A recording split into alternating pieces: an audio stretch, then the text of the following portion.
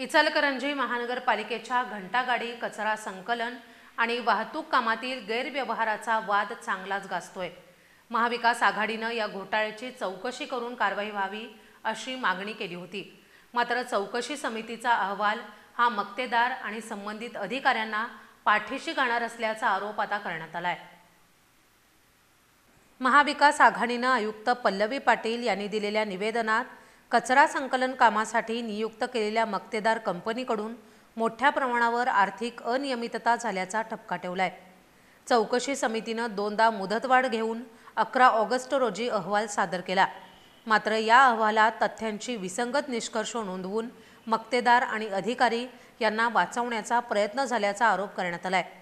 महाविकास आघाडीच्या मते 68 घंटागाड्यांपैकी 14 गाड्या बंद असूनही त्यांचा मेंटेनन्स, डिझेल आणि पगार खर्च नियमबाह्यपणे अदा केला गेलाय।